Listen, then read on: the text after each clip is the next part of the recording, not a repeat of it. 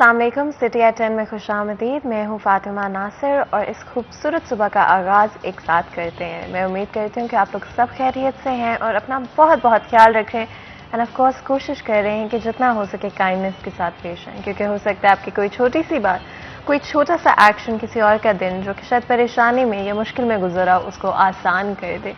And हमेशा ये देखना चाहिए कि आपका अपना बिहेवियर किस तरह का है। हम नहीं कंट्रोल कर सकते कि दूसरे लोग किस तरह से पेश आएंगे या किस तरह से बिहेव करेंगे, लेकिन अगर कोई आपके साथ बुरे तरीके से भी बिहेव कर रहा हो, मैटर ये करता है कि आपने उन सूरत हाल में भी अपने आप को उस बिहेवियर पर नहीं जाने देना और आपने अपना बिहेवियर अच्छा रखना है। तो हमेशा हमेशा याद रखें, काइंडनेस के साथ पेश आएं। बाकायदा तौर पर प्रोग्राम का आगाज़ करते हैं और सबसे पहले बात करते हैं कि आइंदा 24 घंटे में फैसलाबाद शहर के मौसम के क्या सूरत हाल रहेंगे। अगर बात करें ज़्यादा से ज़्यादा टेम्परेचर की तो 37 डिग्रीज रहेगा और इसी के साथ कम से कम टेम्परेचर रहेगा 27 डिग्रीज। आज बारिश के अमकाना 20% हैं और हवा 8 किलोमीटर पर आवर की रफ्तार से चलेगी। मौसम दिन ब दिन तब्दील होता हुआ नजर आ रहा है। आप लोगों ने कोशिश करनी है कि अपने आप को हाइड्रेटेड रखें और साथ ही साथ सनस्क्रीन ज़्यादा से ज़्यादा इस्तेमाल करें। जिस तरह से जब ज़्यादा फॉग हो जाती है या आजकल जो स्मोक होना शुरू हो गई है, आप लोगों ने इस में भी कोशिश करनी है कि अगर आप बाहर जा भी रहे हैं लेकिन अगर आपको फील हो रहा है कि काफ़ी भारी हुई है हवा, तो आप अपना फेस कवर कर लें या कोशिश करें कि जिस वक्त पर स्मोक ज़्यादा होती है उस वक्त पर बाहर ना जाएं। मौसम तब्दील हो रहा है आहिस्ता आहिस्ता और जल्द ही सर्दियां जो हैं वो आ जाएंगी। इवन अभी से मुझे तो ठंड लगना शुरू हो गई है ऑलरेडी और इंतज़ार ही कर सकते कि बस जल्दी से सर्दियां जो हैं वो आ जाए और ये जो इन्वायरमेंटल एस्पेक्ट्स हैं ये हमारी हेल्थ के ऊपर जो है वो बुरी तरीके से इम्पैक्ट ना करें। Because at the end of the day आप चाहते हो कि मौसम को एंजॉय करो, लेकिन अपनी हेल्थ का भी ख्याल रखना एट द सेम टाइम बड़ा ज़रूरी होता है। आप लोगों को पता है कि हमारी हमेशा कोशिश होती है कि हम लोग अपने स्टूडियो से ही नहीं बल्कि एक्चुअल में आप लोगों के साथ हमारा जो कनेक्शन है उसको हमेशा हमेशा स्ट्रॉन्ग करते रहें। एंड यही सबसे इम्पॉर्टेंट होता है at the end of the day कि हमारा जो आप लोगों के साथ कनेक्शन है, हमारा जो आप लोगों के साथ एक कम्युनिकेशन है, वो जितनी हो सके उतनी ही अच्छी रहे और हमारी हमेशा यही कोशिश रहती है। तो अगर आपकी कोई भी बर्थडेज या इवेंट्स हैं तो लाजमी तौर पे हम उनमें शामिल होंगे। अगर आप लोग हमें जो नंबर आपकी स्क्रीन पर नज़र आ रहा है उस पर हमें सेंड कर सकते हैं, तो जी आप लोग जल्दी से सेंड कर दें क्योंकि मेरे से तो इंतज़ार नहीं हो रहा। मैं तो चाहती हूँ आप लोगों के इवेंट्स पर आना, लेकिन इससे पहले कि हम इवेंट्स पे आएँ ये भी तो बात करनी पड़ेगी कि ट्रैफिक के आज क्या सूरत हाल है। तो वकास हमारे साथ मौजूद होंगे जो कि हमें आगाह करेंगे ट्रैफिक की सूरत हाल से। अस्सलाम वालेकुम जी। वालेकुम अस्सलाम। फातिमा कैसी हैं? मैं बिल्कुल ठीक हूँ, आप कैसे हैं? जी मैं भी ठीक ठाक हूँ। तो जी वकास बता दें आज क्या सूरत हाल है ट्रैफिक के? आज हमारे 3 अहम रोड जो हैं उन पर ट्रैफिक सुस्त रवि का शिकार है, जिसमें झंग रोड है, सत्याना रोड है और जड़ावाला रोड है। जी जी। तीनों रोड चूंकि अगर हम बात करें फैसलाबाद के बाईपास के हवाले से तो बाईपास 7 रोड जो है इंतहाई खस्ता हाल हो जाते हैं। जैसे जड़ावाला रोड की अगर बात जाए तो सेंट्रल जेल से मखुआना जो तकरीबन 1.5 किलोमीटर का टोटा है, ये मुकम्मल तौर पे जो है वो खस्ता हाल है, जिसके बाद ट्रैफिक को खासी दुश्वारी होती है यहाँ से गुजरने में। इसी तरह सत्याना रोड पर मछली फार्म के करीब जो है, मछली फार्म स्टॉप के करीब जो है अगर बात की जाए तो दोनों तरफ का रोड जो है वो इंतहाई खस्ता हाल है। झंग रोड पे चूंकि कंस्ट्रक्शन वर्क जारी है तो झंग रोड पे जो है चिराग इंटरचेंज के बाद है वो खासी दुश्वारी है ट्रैफिक को सफर करने में। झंग रोड के हवाले से ये कहा जाता है कि झंग रोड जो है अब जल्द तामीर जो है वो हो जाएगा, लेकिन तामीराती कामों के दौरान जो है ट्रैफिक इंतहाई सुस्त रवि का शिकार है। इसी तरह कैनाल रोड की अगर बात तो कैनाल रोड जो है आज रूटीन के मुताबिक दवा दवा है, ट्रैफिक वहाँ पे चल सकती है। सिर्फ स्कूल टाइमिंग में रश जो है वहाँ पे बढ़ जाता है, क्योंकि आपको पता है कि कैनाल रोड पे बहुत से अहम और बड़े प्राइवेट और गवर्नमेंट के स्कूल जो है वो मौजूद हैं। तो बच्चों की आमदोरफ्त का सिलसिला जो है वो जैसे ही शुरू होता है तो ट्रैफिक थोड़ी सुस्त रवि का शिकार हो जाती है।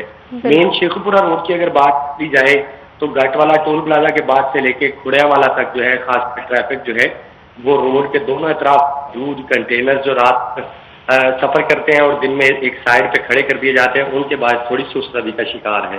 बिल्कुल, बहुत बहुत शुक्रिया वकास हमें अपडेट करने के लिए ट्रैफिक की सूरत हाल से। अगर आप लोगों ने आज प्लान किया हुआ है कहीं भी जाना तो उस हवाले से आप अपनी रूट्स को चेंज कर सकते हैं और ऑल्टरनेटिव रूट्स ले सकते हैं ताकि आपको देरी जो है वो ना हो कहीं भी पहुंचने में। और मैं हमेशा कहती हूँ कि ओवर स्पीड बिल्कुल नहीं करना चाहिए। ये छोटी छोटी चीज़ें होती हैं जो ट्रैफिक की सूरत हाल की वजह से कभी हो जाती हैं। कुछ मिनटों की जल्दी के लिए बहुत सारे लोग स्पीड करने लगते हैं जिसकी वजह से एक्सीडेंट्स हो जाते हैं। ना सिर्फ आपका नुकसान होता है बल्कि दूसरों का भी नुकसान होता है और शायद माली नुकसान जो है उससे हम रिकवर कर सकते हैं, लेकिन जानी नुकसान या आपकी वजह से किसी और को चोट लग जाए या किसी और की वजह से आपको चोट लग जाए, ये बहुत ख़तरनाक सूरत हाल हो जाते हैं। और कुछ मिनटों के लिए कभी भी किसी और की और अपनी ज़िंदगी को रिस्क नहीं करना चाहिए, ना ही किसी और वजह से कि भाई हम लेट हो जाएंगे या फलां क्या कहेंगे या फलां का क्या मसला होगा। ज़िंदगी सबसे ज़्यादा ज़रूरी है, ना सिर्फ आपकी बल्कि दूसरों की ज़िंदगी भी बहुत ज़रूरी है। अपनी फैमिली का हमेशा सोचना चाहिए और लोगों की फैमिलीज़ का सोचना चाहिए। लाजमी तौर पे कोशिश करनी चाहिए कि अपना ख्याल रखें और ओवर स्पीड बिल्कुल भी आप ना करें। तो जी लाजमी तौर पे हमारी कोशिश होती है कि फैसलाबाद के जो भी इम्पॉर्टेंट इश्यूज़ हैं उनको हम अपने शो के दौरान हाईलाइट करें और उनके हवाले से डिस्कशन भी करें। एंड हमारी हमेशा यही कोशिश रही है कि ना सिर्फ इन इश्यूज़ के बारे में हम बात करें लेकिन ऑल्सो इन इश्यूज़ को सॉल्व करने की तरफ लाया जाए और कोशिश की जाए कि कोई सोल्यूशन ओरिएंटेड जो है हमारी डिबेट रहे, हमारी जितनी भी गुफ्तगू है वो सोल्यूशन ओरिएंटेड हो, जो कि बहुत इंपॉर्टेंट है। आज हम लोग स्पेसिफिकली शहरियों के मसाइल के हवाले से भी बात करेंगे। तो जो भी आपके एक्सपीरियंसेस हैं वो आप अगर शेयर करना चाहते हैं, कोई भी सवालात आप शो में शामिल करना चाहते हैं तो नंबर आपकी स्क्रीन पर मौजूद होगा जिस पर आप कॉल कर सकते हैं और हमारे शो का हिस्सा बन सकते हैं through call of cause. And हमारे साथ बहुत ही खास मेहमान मौजूद होंगे जिनके साथ डिफरेंट टॉपिक्स पर गुफ्तगू होगी, शहरियों के मसाइल के हवाले से बातचीत होगी, चाहे वो वासा की बात करें चाहे डिफरेंट इश्यूज़ की बात करें। डेफिनेटली हमें उनको हाईलाइट भी करना है और सॉल्व भी करना है। तो जी रमज़ान मिर्ज़ा हमारे सीनियर रिपोर्टर हैं, हमारे साथ मौजूद होंगे। वेलकम करते हैं आपको शो के अंदर। कैसे हैं आप? जी बहुत बहुत शुक्रिया, आपने वक्त निकाला हमारे लिए, हमारे शो के लिए, हमारी ऑडियंस के लिए। और बहुत सारे मसाइल हैं जो कि फैसलाबाद शहर में आए दिन हमें देखने को मिलते हैं। अब हम ट्रैफिक की बात कर रहे थे कुछ वक्त पहले और ट्रैफिक से ही रिलेटेड स्मोग जो है वो फैसलाबाद शहर में ऑलरेडी देखने को मिल रही है। शाम के औकात में देखें तो काफ़ी हवा थिक हो जाती है और जो विजिबिलिटी है लाजमी तौर पे वो मसाइल जो हैं उनकी वजह से क्रिएट होते हैं। एंड एक दफ़ा फिर मैं बता दूं कि अगर आपके कोई भी स्मोक से रिलेटेड, ट्रैफिक से रिलेटेड, स्पेशली जब आप कहीं जा रहे होते हैं और आपको स्मोक देखने को मिलती है, या वासा से रिलेटेड पानी, जो बारिशों का आज भी बारिश के अमकानात हैं और बारिश कल भी फैसलाबाद शहर में हुई थी जिसके बाद बहुत सारे शहरियों को बहुत सारे इलाकों में मसाइल का सामना करना पड़ता है और हम चाहते हैं कि हम आपकी आवाज़ बने, आपकी आवाज़ आगे तक पहुंचाएं।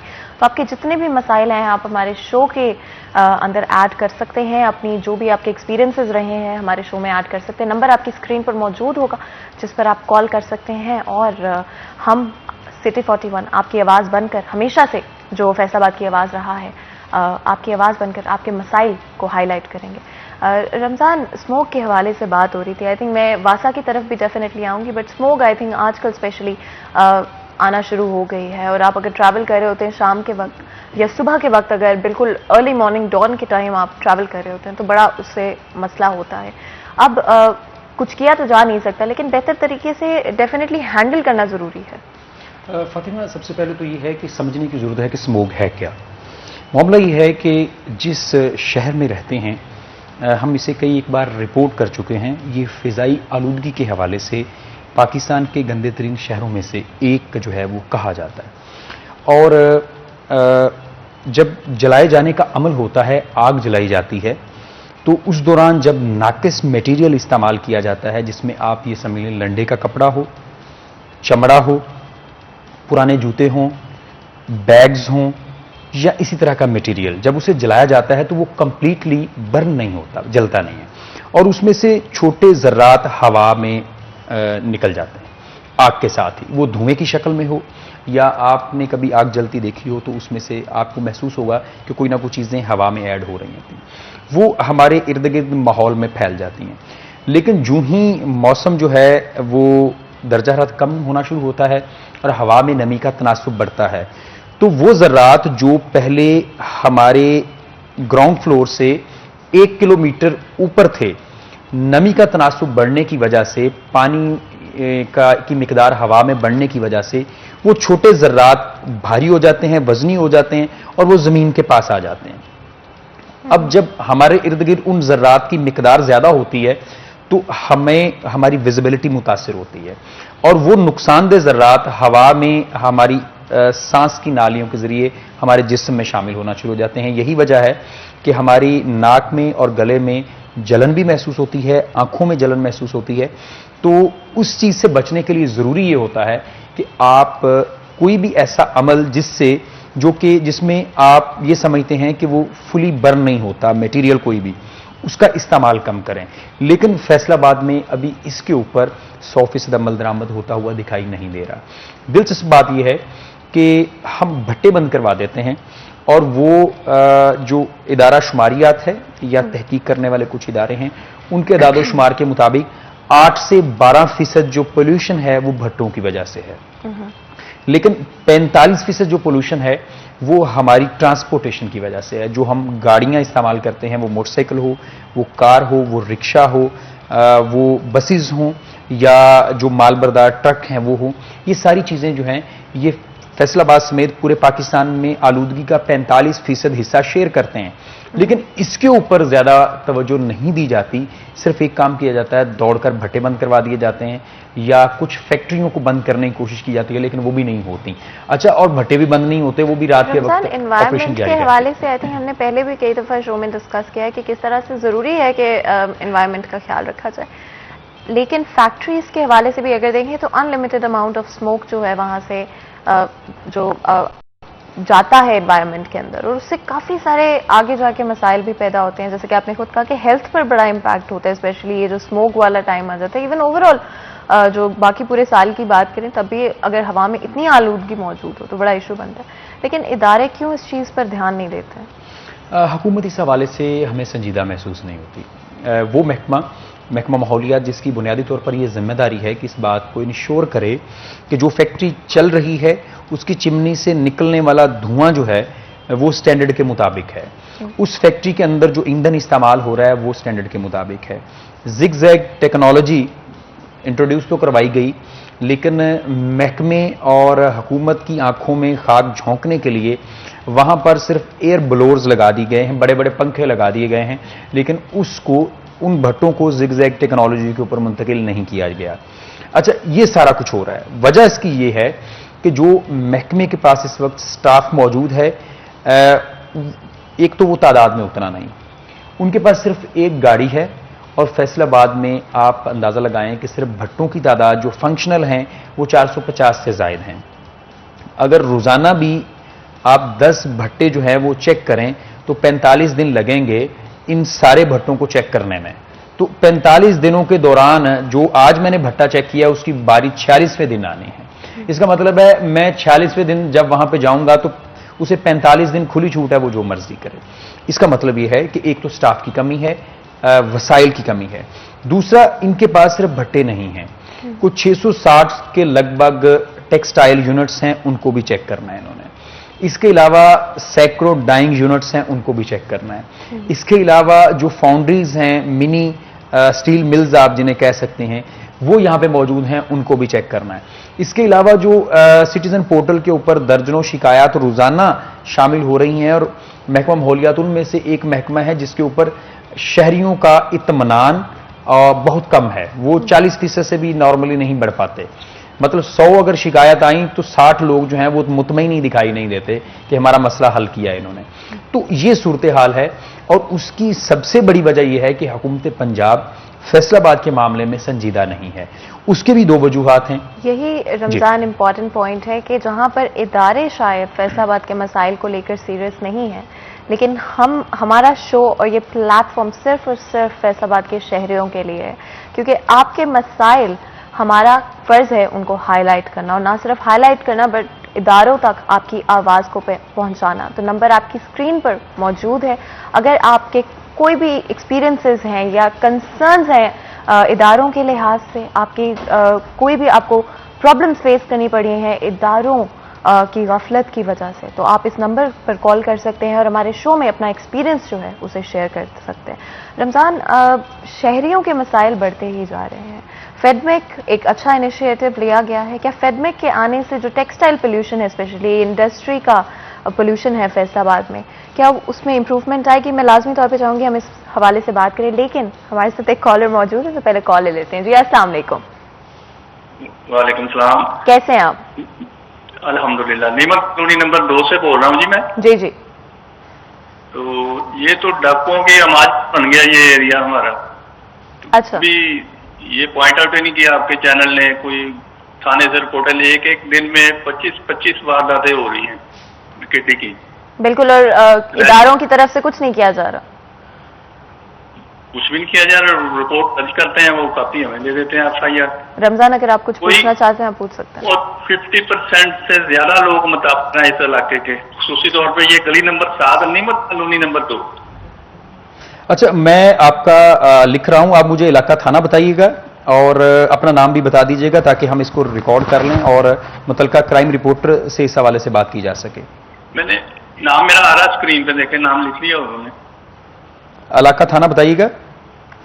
ये मदीना टाउन थाना है और ये बजाज अस्पताल वाली चौकी भी इसको डील करती है, उसके अंडर है एरिया। जी शुक्रिया। हम इसे जरूर। थोड़ी मेरी एक रिक्वेस्ट है कि पहले इतनी गश्त होती थी ना इस एरिया में, डॉल्फिन भी फिरती थी, थाने वाले अलहदा फिरते थे, तो जो सेंट्रल पुलिस है जो वायरस ले गए वो भी गश्त करते थे। अब कोई नजर ही नहीं आता, पता नहीं क्या सिलसिला है ये। जी बिल्कुल, आप बिल्कुल दुरुस्त कह रहे हैं। उस इलाके में क्विक रिस्पांस फोर्स की गाड़ियां भी नजर आती होती हैं। आपका कॉल करने के लिए शो में, और अपना जो एक्सपीरियंस है और जो कंसर्न है उसको लाजमी तौर पे शो में ऐड करवाने के लिए, और हम जरूर बात करेंगे इस हवाले से। रमजान, कितना बड़ा इशू है अगर शहरियों की कंसर्न्स को सुना ही नहीं चाहता कि, और स्पेशली जब चोरियों या इस तरह की वारदातों की बात आती है, तो ये तो बड़ा सीरियस मैटर है। एक बड़ी दिलचस्प बात ये है, वो ये कि जब आपका मोबाइल फोन गन पॉइंट पे, मोटरसाइकिल या आपकी चीजें छीन ली जाती हैं और आप ये दरख्वास्त जो है वो लेके मुतलका थाना में पहुंचते हैं, तो उनकी कोशिश ये होती है कि आपकी एप्लीकेशन में डिकेटी जो है वो ना लिखी जाए, आप उसमें सिर्फ ये मुद्दा इख्तियार करें कि चीजें गुम हो गई हैं। और वहां पर पहुंचने वाला फर्द जो है उसकी सिर्फ ये कोशिश होती है कि मेरा आईडी कार्ड गुम हो गया है, मेरा फोन गुम हो गया है, मेरी सिम से कोई मसला ना बन जाए, उस फोन को या उस सिम को किसी वारदात के लिए इस्तेमाल ना किया जाए, या अगर यही अफराद कहीं आगे वारदात करते हैं और वहां पे मेरा आईडी कार्ड फेंक देते हैं तो मेरे लिए मसला ना हो। शहरी बेचारे वहां पे डिकेटी लिखने की बजाय वो कह देते हैं भी बिल्कुल गुम हो गया। लेकिन ये भी थानों के अंदर जो है ये ऐसा कल्चर भी जो है वो पाया जाता है और बहुत सारे अफराद जो हैं वो इससे मुतासिर भी होते हैं। रमजान, ये बड़ा इंपॉर्टेंट इशू है जो कि हमारी कॉलर की तरफ से हाईलाइट किया गया है। मैं चाहूंगी इस पर मजीद भी गुफ्तगू करें, लेकिन उससे पहले एक बिल्कुल छोटा सा ब्रेक लेंगे और ब्रेक के बाद हाजिर होंगे। कहीं मत जाइएगा, हमारे साथ रहिएगा।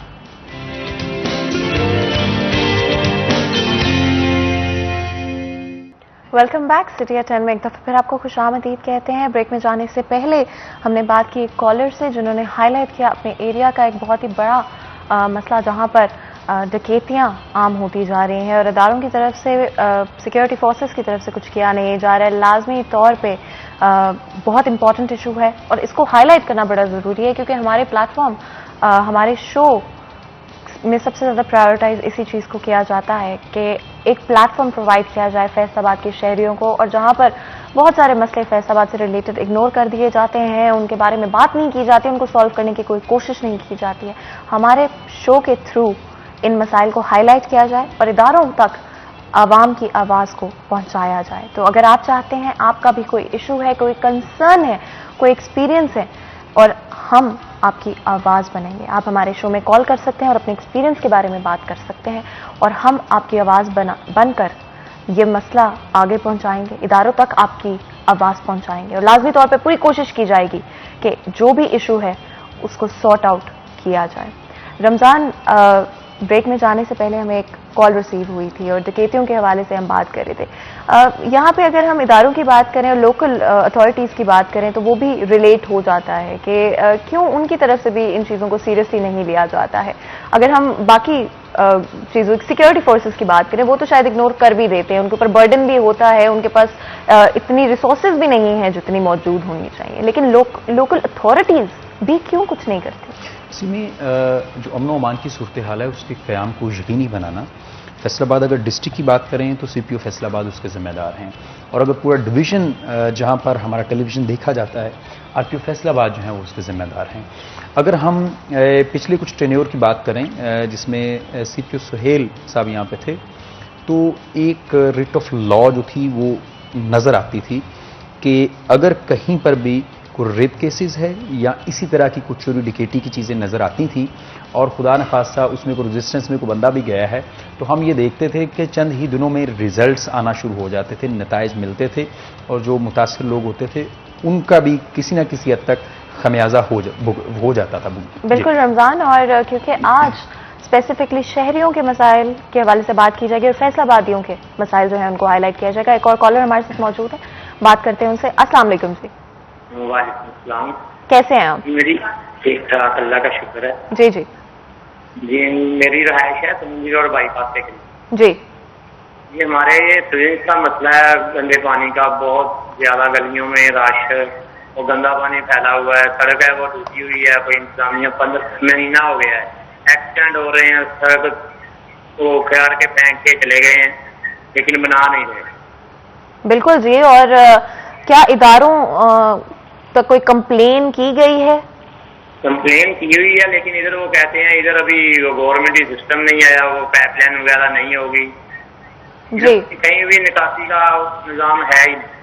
मुझे ये बताइएगा ये कोई देहाती इलाका है या बाईपास के अंदर का इलाका है? बाईपास के अंदर का इलाका है, यासर टाउन है ये। यासर टाउन जी।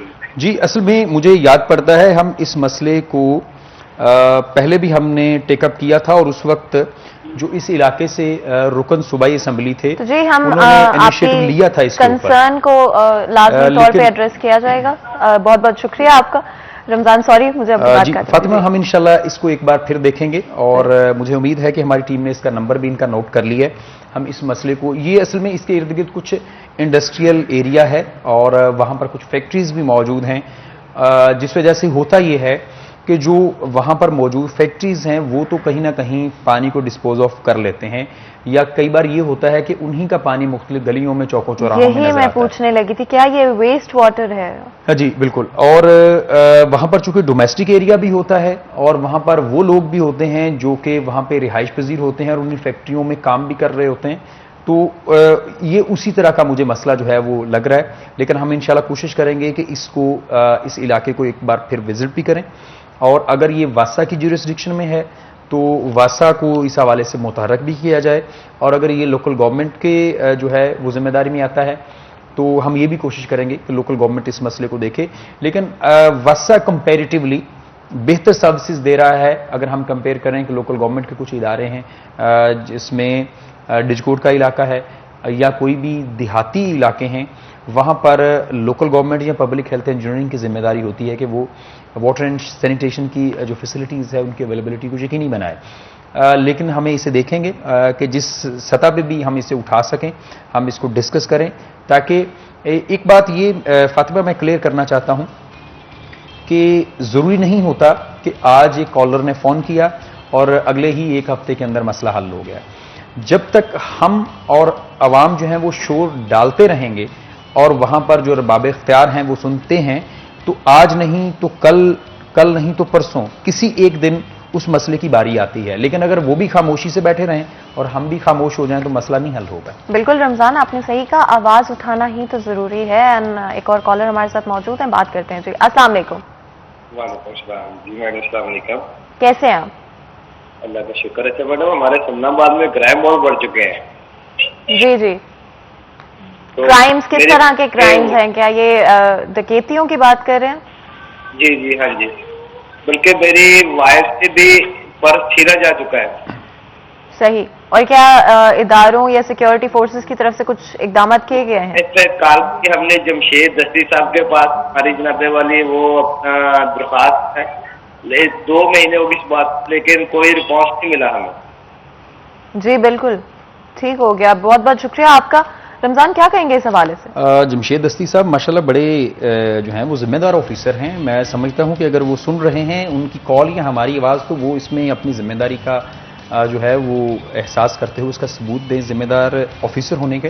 लेकिन मसला ये है कि जिस तरह मदीना टाउन से हमें एक कॉल मौसूल हुई, इसी तरह की अब कॉल जो है वो सन्नाबाद से भी है। इसका मतलब है अगर थाना मदीना टाउन में जिंदगी और शहरियों का मालो जान महफूज नहीं, तो सन्नाबाद के भी हालात जो हैं वो इससे मुख्तलिफ नहीं हैं। हम इस तरह की रिपोर्ट्स और इस तरह की खबरें जो थे वो कराची से सुनते होते थे कि कराची में पर्स छिन गया, मोटरसाइकिल छिन गई, मोबाइल फ़ोन छिन गए, गन पॉइंट पे छीन लिया गया। लेकिन अब फैसलाबाद में भी इस तरह की वारदातें जो हैं, मैं समझता हूं कि पुलिस के लिए एक चैलेंज से कम नहीं है कि गुज़िश्ता अगर 2 महीने पहले की बात कर लें तो इस तरह की वारदातें रिपोर्ट नहीं हो रही थी। लेकिन अब हमें अगर 3 कॉल्स मौसूल हुई हैं और उनमें से 2 कॉल्स जो हैं वो चोरी डिकेटी की हैं, तो इसका मतलब है कि शायद अब वासा के मसाइल जो हैं वो उस तरह के नहीं हैं जो कि अमनो अमान के मसाइल, चोरी डिकेटी के हवाले से जो मसाइल जो हैं वो पैदा हो रहे हैं।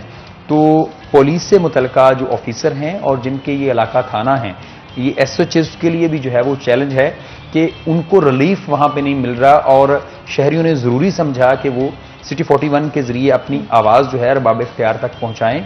तो मेरी रिक्वेस्ट है जो CPO फैसलाबाद के जो मैं समझता हूँ तर्जुमान हैं कि वो इस मसले को देखें और मुतल्लिका SHOs को फौरी फ़ोन करें और इस मसले के हल के लिए इक़दाम करें, बजाय इसके कि दीगर थानों से भी इस तरह की कॉल आएँ। बिल्कुल, और स्ट्रीट क्राइम्स बहुत ज़्यादा होते जा रहे हैं और लोकल अथॉरिटीज़ के हवाले से हम बात कर रहे थे, ऑलरेडी इन पर कोई काम क्यों नहीं किया जा रहा है? रमज़ान, अगर उनको पता है, जैसे कि आपने खुद कहा कि CPO को एक्शन लेने की ज़रूरत है, डिफरेंट इदारों को एक्शन लेने की ज़रूरत है, लेकिन यहाँ पर तो शायद कंप्लेन कराना ही बहुत मुश्किल है। असल में सेफ सिटी प्रोजेक्ट था एक फैसलाबाद का, लाहौर में सेफ सिटी प्रोजेक्ट कंप्लीट नहीं हो सका, शुरू ही आप समझ लें नहीं हो सका, क्योंकि अभी भी उसके बिल्डिंग के खंडर बने हुए हैं। और आप सिर्फ एक लम्हे के लिए महसूस ये करें कि अगर चौक चौराहों में सिर्फ एक CCTV कैमरा लग जाता है और वो आपके लिए बतौर चौकीदार का काम कर रहा है, एक कैमरा, और उसके लिए आपको कुछ ज़्यादा इन्वेस्टमेंट भी करने की ज़रूरत नहीं, लेकिन कुछ भी नहीं हुआ। बिल्कुल, और लाजमी तौर पर इदारों को एक्शन लेने की ज़रूरत है और अथॉरिटीज़ को एक्शन लेने की ज़रूरत है। एक और कॉलर हमारे साथ मौजूद है, बात करते हैं जी। अस्सलाम वालेकुम। अस्सलाम वालेकुम। अस्सलाम वालेकुम जी, कैसे हैं आप? हाँ जी ठीक ठाक है जी, अल्लाह का शुक्र है जी जी, बताएं। जी हम ना सुबह मंडी जाते हैं गुलामदाबाद सुबह, जी, तो अक्सर रास्ते में वो डकैती 2-3 दफा हो चुकी है। बिल्कुल जी, और ये स्पेसिफिकली रोड अगर आप बता दें तो वो आसानी हो जाएगी। ये जो दरबार है ना, कैंप साइड दरबार, जी जी, और ये मंडी कौन सी है जी? जी गुलामदाबाद। बिल्कुल, रमजान आपको ये सवाल पूछना जी, मैं इलाका ये भी फिर समझ गया हूं कि अब इनके 2 ही तो इलाका थाना बन सकते हैं, चौकी सिद्दूपुरा बन सकती है या इलाका इनका थाना गुलाम अहमदाबाद बन सकता है। तो अब ये तीसरा फोन है जो कि किसी और इलाका थाना से है, और इन्होंने बिल्कुल दुरुस्त बात बताई, क्योंकि एक तरफ वहां पर इंडस्ट्रियल एरिया है, दूसरी तरफ जो फेस्को का है सब डिवीजन ऑफिस है। तो रात के अंधेरे में वहां पर मामूल के मुताबिक ना ट्रैफिक होती है, ना वहां पर कोई पुलिस का हमें जो है वो गश्त नजर आता है। तो यकीनन ये दुरुस्त कह रहे हैं कि इस इलाके में भी इस तरह के मसाइल जो हैं वो रिपोर्ट हो रहे हैं। तो SHO गुलाम अहमदाबाद को भी अब सोचना पड़ेगा, और चौकी सिद्दूपुरा के जो इंचार्ज हैं वो भी अब देखें कि उस इलाके में भी प्रोजेक्ट के हवाले से भी बात कर रहे थे। क्या इन सारे जो कॉल्स, 3 कॉल्स आज हमें जो रिसीव हुई हैं, वो बड़ी ही गमगीन बात है कि वो सिक्योरिटी के हवाले से रही हैं, और सेफ सिटी प्रोजेक्ट या इन सारी चीज़ों का सलूशन था? अगर इन सारी चीज़ों का सलूशन नहीं भी है तो उससे ये है कि रिट ऑफ गवर्नमेंट जो है वो कायम होती हुई दिखाई देगी। आप ये महसूस कर लें कि अगर फैसलाबाद शहर के अंदर मेन सड़कों की तादाद जो है वो 50 है, तो 50 से 60 कैमरे लगाने के बाद आप ये समझ लें कि आपने 50 से 60 जगहों पर अपनी जो रिट ऑफ गवर्नमेंट है उसको कायम करने के लिए पुलिस खड़ी कर दी। तो आप सीपीयू दफ्तर में बैठ के आप इसको मॉनिटर कर सकते हैं, सिर्फ 2 से 3 बंदे। तो सेफ सिटी प्रोजेक्ट का बुनियादी तौर पर मकसद ये था कि शहरियों की जिंदगी को महफूज बनाने के लिए आप क्राइम फ्री सिटी जो है वो बनाएं। लेकिन हुआ ये कि गवर्नमेंट को शायद ये मंजूर नहीं था और शायद इदारों को भी मंजूर नहीं था कि अगर फैसलाबाद शहर जो है वो क्राइम फ्री हो जाता है तो थानों की तरफ कौन रुजू करेगा, कंप्लेंट कौन लेकर जाएगा, और जो सियासी वडेरे हैं उनके डेरों के ऊपर एफआईआर दर्ज करवाने के लिए कौन जाएगा। तो ये मुझे लगता है हुकूमती सुस्त रवि भी है और नहली भी है। बिल्कुल रमजान, आप सही कह रहे हैं कि बहुत सारी चीजें हैं जिनको फौरी तौर पे इम्प्रूव करने की जरूरत है। एक और कॉलर हमारे साथ मौजूद है, बात करते हैं। अस्सलाम वालेकुम जी। वालेकुम अस्सलाम, कैसे हैं आप? अल्लाह शुक्र जी, अख्तर बात कर रहा हूँ तोबा टेक्सिंग से। जी जी, नाम बताइएगा अपना। अख्तर बात कर रहा हूँ तोबा टेक्सिंग से। ठीक हो गया जी, बताएं क्या ऐड करेंगे आप? रमजान साहब कैसे हैं आप, खैरियत से हैं? जी अल्हम्दुलिल्लाह। आपको आवाज आ रही है जी? जी जी अख्तर साहब, मैं सुन रहा हूँ। हाँ जी, हम सुन रहे हैं आपकी बात।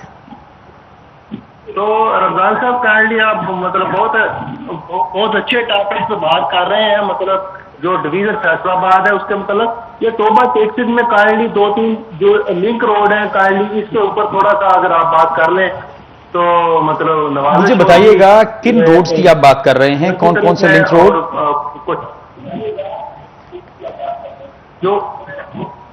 जो गोजरे से मतलब गोजरे से जंग की तरफ जाए तो उसमें से जो गांव की तरफ 2-3 रोड है लिंक्स। जी ठीक है, बिल्कुल ठीक हो गया, बहुत बहुत शुक्रिया कॉल करने का। और रमजान, डेफिनेटली लिंक रोड्स के हवाले से बात करें तो बहुत ही खस्ता हालत में है हुकूमत ने फैसलाबाद। सबसे पहले अख्तर साहब मैं फैसलाबाद की थोड़ी सी बात कर लूं। फैसलाबाद के लिए हुकूमत ने कोई 5.5 अरब रुपए रखे थे और जो वकास बेग साहब जो थे वो सुबह उन्होंने जिस तरह वो बताया कि फैसलाबाद के Jhang road, Satiana road, Jaranwala road के ऊपर जो है वो ट्रैफिक सुस्त रवि का शिकार है। तो इन रोड्स के ऊपर कंस्ट्रक्शन का काम जो है वो चल रहा है, लेकिन कहीं पे हुक्म इम्तनाई आ जाता है, कहीं पे ठेकेदार भाग जाता है, कहीं पे एस्फॉल्ट करने वाला नहीं मिल रहा। तो इस तरह के मसाइल तीनों सड़कों के ऊपर हमें दिखाई दे रहे हैं। और जो अख्तर साहब जिसकी निशानदेही कर रहे हैं वहां पर भी मुझे लग रहा है कि अभी तक हुकूमत ने सोचा ही नहीं कि वो सड़कें बने, क्योंकि गोजरा के लिए कोई फंड्स अभी तक नजर नहीं आ रहे हमें। बिल्कुल, और बहुत सारे इश्यूज हैं जो कि हाईलाइट हुए हैं आज और लाजमी तौर पे मज़ीद भी गुफ्तगू करेंगे इस हवाले से, लेकिन उससे पहले एक बिल्कुल छोटा सा ब्रेक लेंगे और ब्रेक के बाद हाजिर होंगे। कहीं मत जाइएगा, हमारे साथ रहिएगा।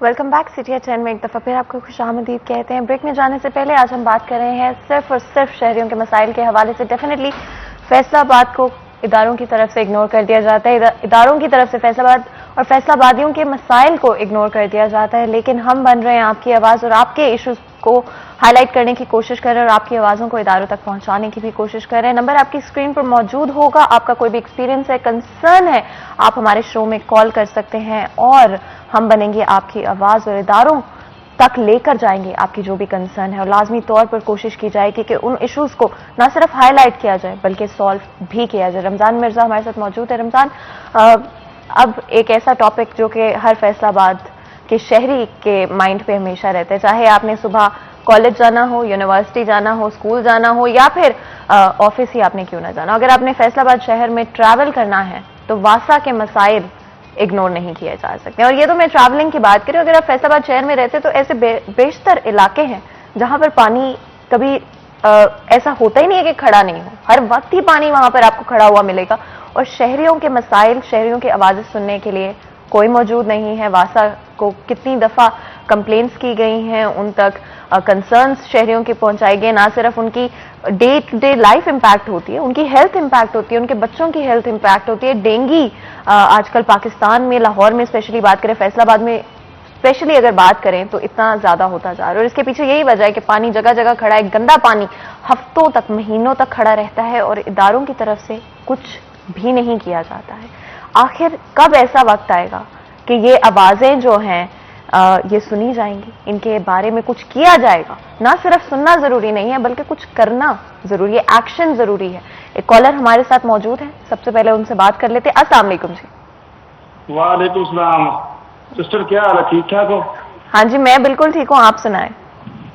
अल्लाह का शुक्र है बाजी, आप बहुत अच्छा प्रोग्राम कर रहे हैं। Thank you so much, thank you so much. तो जी रमजान मिर्जा हमारे साथ मौजूद है, बताएं क्या सवाल है आपका? बाजी मेरा सवाल ये है कि हम जो है इस वक्त 2 नंबरी कर रहे तमाम लोग ही, अगर मंडी से कोई चीज ले ले तो ऊपर ठीक होती है पेटी में, तो नीचे सारा गंद भरा होता है। अच्छा, ये हमारा जो मसला है ये 2 नंबर ही है हमारी जी। और कोई कंसर्न आप ऐड करवाना चाहेंगे? बस मेरा बाजी यही है। चलें जी, बहुत बहुत शुक्रिया कॉल करने का। आप लोगों की कॉल्स और कंसर्न्स जो हैं वो हमारे लिए हमेशा प्रायोरिटी होती हैं और हमारी कोशिश होती है कि जो भी आपकी कंसर्न है उसको लाजमी तौर पे एड्रेस किया जाए और आपके कंसर्न के हवाले से लाजमी तौर पे गुफ्तगू भी की जाए। रमजान, हमारे कॉलर ने जो बात कही उसमें सच्चाई तो लाजमी तौर पे है कि यकीन करें फातिमा, ये बड़ी ही अफसोसनाक बात है। मैं अगर टीचर हूं तो मैं मोबाइल फ़ोन यूज़ कर रहा हूं और बच्चों को पढ़ा नहीं रहा या अपने ज़ाती काम कर रहा हूं। मैं अगर आप समझिए मैं रिपोर्टर हूं तो भी अपना मैं वो वक्त जिसके इवज़ मैं इदारे से पैसे ले रहा हूं मैं वो वक्त इदारे को नहीं दे रहा।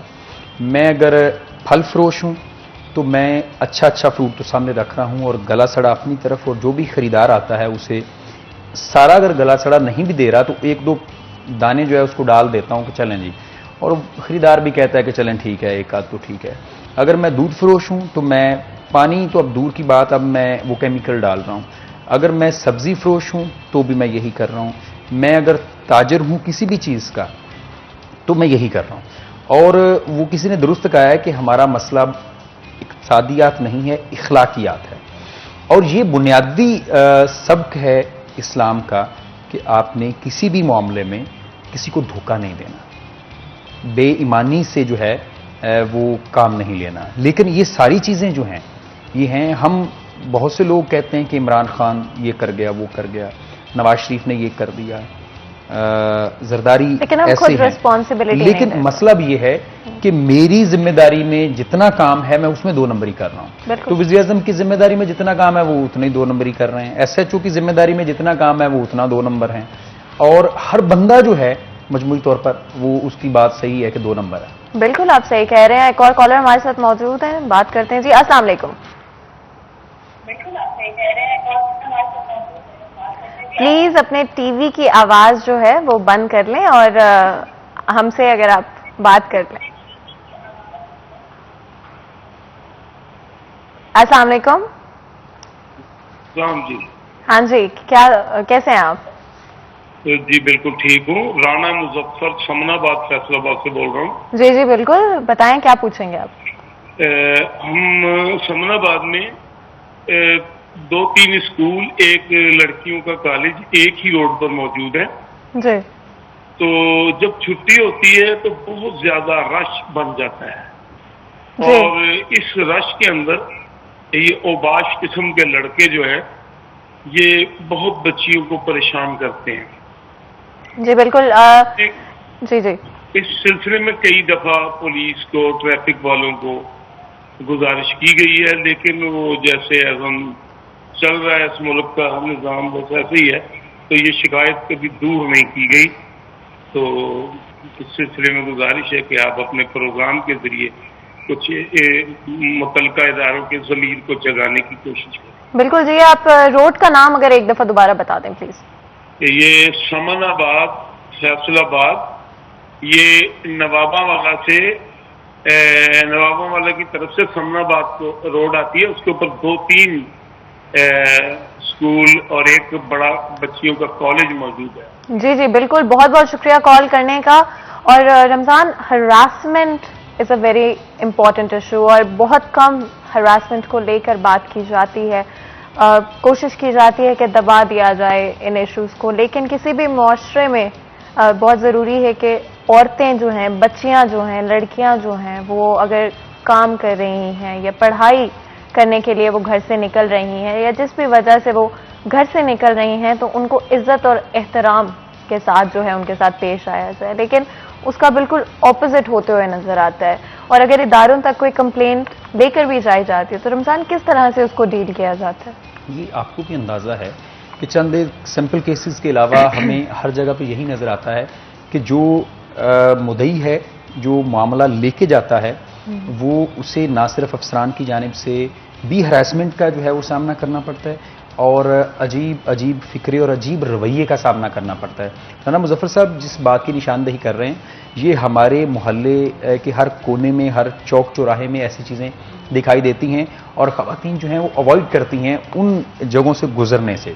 तो अब मामला ये है राना मुजफ्फर साहब, मैं समझता हूँ कि ये सबसे पहले तो वालिदैन की जिम्मेदारी है कि जब वो अपने बेटे को घर से बाहर भेजते हैं तो ये एक सबक दे के भेजें कि भाई अगर आप चाहते हैं कि आपकी बहन जो है वो बाहर महफूज रहे तो आप अपने बेटे को एक सबक दें इस हवाले से। तो ये बड़ी जिम्मेदारी है हमारी, मजमूई तौर पर कौमी फरीजा है कि नौजवानों की जो है वो तरबियत की जाए। बिल्कुल, बहुत बहुत शुक्रिया रमजान, बहुत ही खूबसूरत मैसेज आपने दिया आवाम के लिए कि हमें ज़रूरत है कि हमारे बेटों को, हमारे भाइयों को घर से निकलने से पहले हम ये समझाएं कि कोई भी अगर औरत आपके पास से गुजरती है तो वो आपकी बहन, आपकी बेटी, आपकी माँ हो सकती है। अगर आप चाहते हैं दूसरे उनके साथ इज्जत से पेश आएँ तो आप भी दूसरों की माँओं बहनों के साथ इज्जत से पेश आएँ। बहुत बहुत शुक्रिया रमजान हमारे इस सेगमेंट में हमें ज्वाइन करने के लिए। यहाँ पर एक छोटा सा ब्रेक लेंगे, ब्रेक के बाद हाजिर होते हैं, कहीं मत जाइएगा, हमारे साथ रहिए।